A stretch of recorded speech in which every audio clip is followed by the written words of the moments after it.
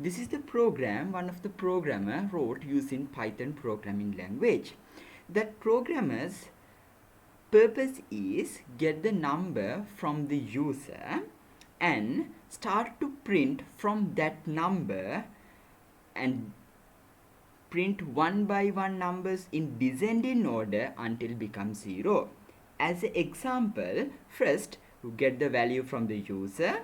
If the user is enter number 5 and press enter, the program start to print 5, 4, 3, 2, 1 and 0. But unfortunately, there are lots of errors in this program.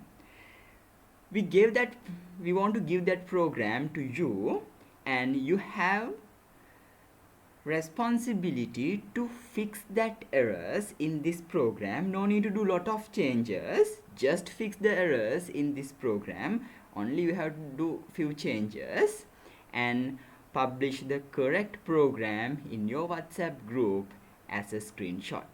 That's your second task.